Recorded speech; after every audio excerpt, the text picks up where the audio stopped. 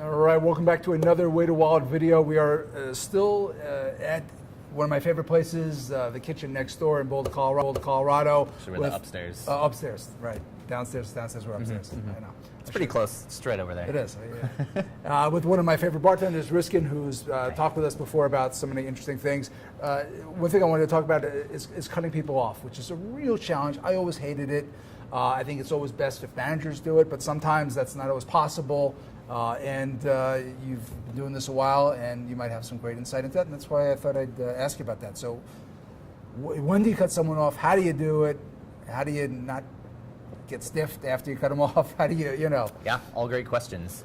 So firstly, every city and every county is going to have their own laws in terms of things that you need to look for when cutting people off. But generally speaking, as soon as somebody looks intoxicated, you are no longer allowed to serve them. So this could be in terms of them becoming overly touchy-feely, they're speaking differently or using larger hand movements than they were when they first came in.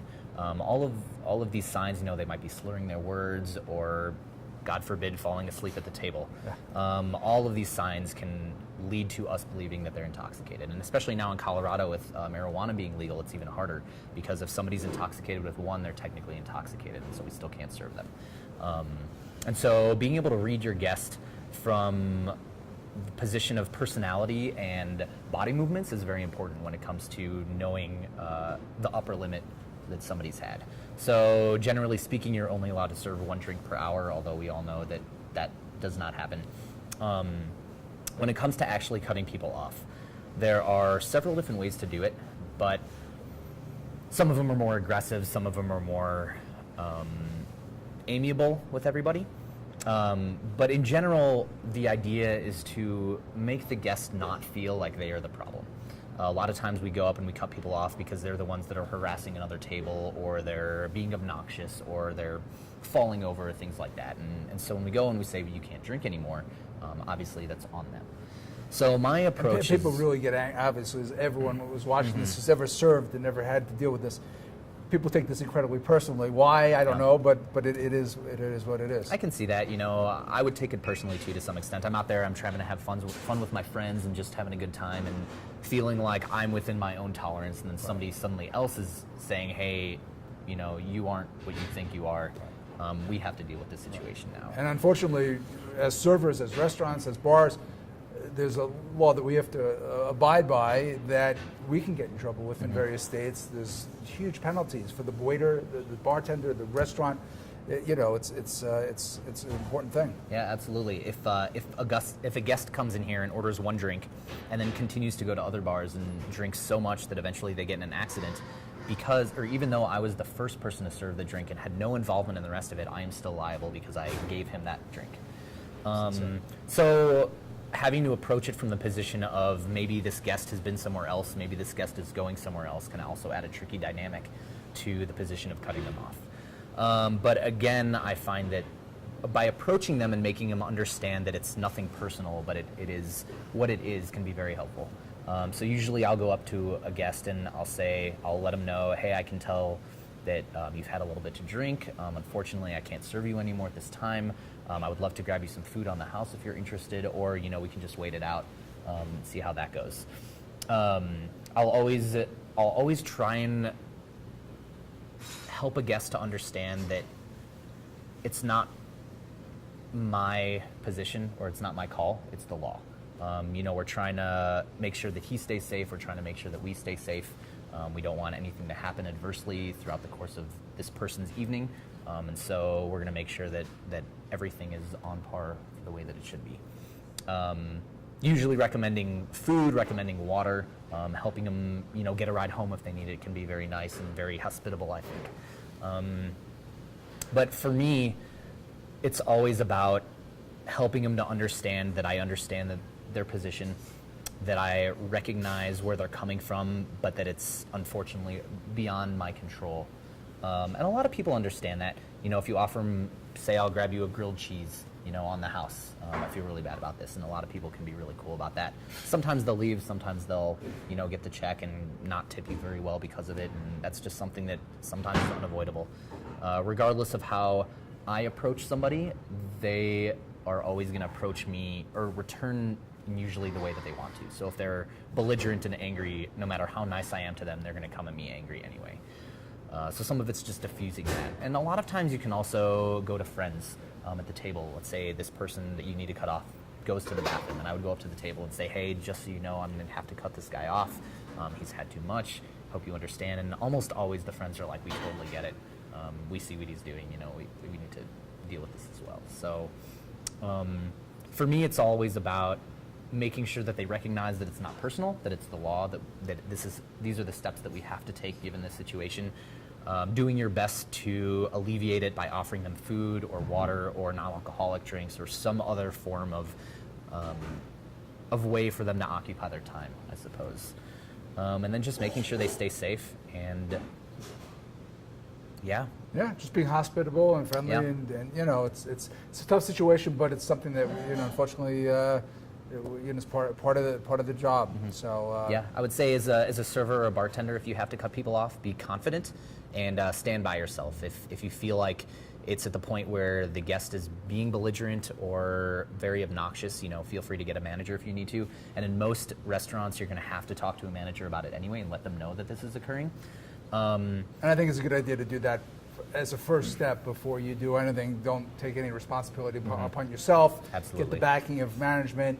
Oftentimes they'll take the lead and approach the guest and deal with it yourself, which is better because then they're less likely to take it out on you with a bad tip.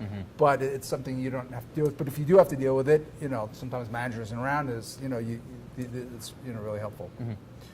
So anyway, awesome. Thanks so much, Riskin, as always. You're welcome. Thanks so much. Have a great shift, and we'll see you next time. Cool. Cool. You want to do it one more time? We'll just try and compress it. Yeah. We I said, talked a lot. we're repeating. You know, just say it For once, sure. boom, boom, boom. I'm not even going to stop rolling. Okay. So take two. Responsible service. All right. Thank you. And hold on. All right. Welcome to the latest Wait a While video. Today we're talking about a really challenging subject: cutting guests off who have consumed too much alcohol. It's always really, really challenging for servers, for management, for everyone.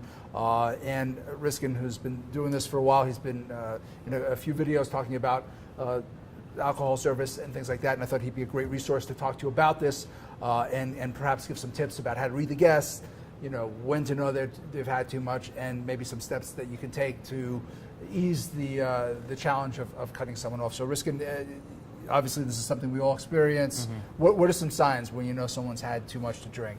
Yeah, it can be pretty easy to recognize. For the most part, it can be pretty easy to recognize when somebody's had too much to drink. You know, we think of the big ones like not being able to walk straight or stand straight or stand up, slurring their words. A lot of times they become very overly grabby or flamboyant with their words, things like that. Especially when you've had a guest who has been there since being sober, it can be relatively easy to kind of see the progression, especially if you have seen how much they've been drinking and you knew who they were when they came in versus who they are now. Yeah, but sometimes it's challenging. They're coming from somewhere else. You don't know what they've had, and you're in a situation where you're talking to them. They may seem fine. It may not have hit them, and then, you know, boom, 2 sips into the drink, they're in some other planet. Yeah, absolutely. You never know what medication people are on, or if they've been doing other intoxicants, or you know, a lot of times what's really deceptive is body fat. Body fat actually increases, or at least keeps the same level of alcohol in your system. It doesn't help any. So you could be a really large person, but if it's all fat, then you may get just as drunk as me, who's a 120-pound person. So it can be hard sometimes to pinpoint things of that nature. So I think the best and first step is obviously, if someone appears to be intoxicated or has too much to drink, you know, get management involved. First step, you know, tell them and perhaps hopefully have them handle it. That's probably, I think, the best scenario. But if in fact that's not a possibility and you're left to your own, there are some laws and obligations that we as people in the food service business have about, you know, service, not serving people who are intoxicated. We can get major penalties and fines and suspensions. Yeah, every city, county, state is going to have different laws associated with it. But for the most part, it's always, if you see somebody intoxicated, you are not legally allowed to serve them. It can be tricky cutting people off, especially when there's not a manager there to help you. The persona and the personality that this individual has can really change. You know, they might get in your face and be very angry and throw things. You really just never know. So approaching them can be tricky in that regard. My personal philosophy is that always approach them, help them recognize that it's not me, it's the law. I'm doing what I need to do for their safety and for my safety. Ask them if we can get them any food in the meantime. You know, well, let's grab you a grilled cheese and some water. You know, we'll revisit in 10, 15, 30 minutes, see how you're doing, that sort of thing. But just helping them to recognize that, you know, this is something that could come back to bite them. This is something that could come back to bite us. For instance, if a guest drinks here and gets in a car accident, I am liable, even though I am not this person. Because I served that drink, there's going to be a record of me serving that drink, and therefore it comes back on me. Right. Meanwhile, they are going to get in trouble because obviously they've gotten in an accident, and so they have insurance rates that are going to go up. Hopefully they're not in the hospital, or the people they hit aren't in the hospital. You never know. And so a lot of it is people think that you are personally affronting them by cutting them off because they feel like they know themselves best. And helping them recognize that it's not you and it's not me. I'm totally with you on everything that's happening, but legally I need to take these steps in order to alleviate any problems that might occur down the road is usually the most approachable way to do it, I think, especially when you go in with a tone of feeling hospitable, yeah, and feeling connected to them, I think, can really help them connect and absolutely. And I think what I used to do, and this has been 1,000 years, but I would I've been there. I've been in the same places. You know, it personalizes it. It's not like you're demonizing them.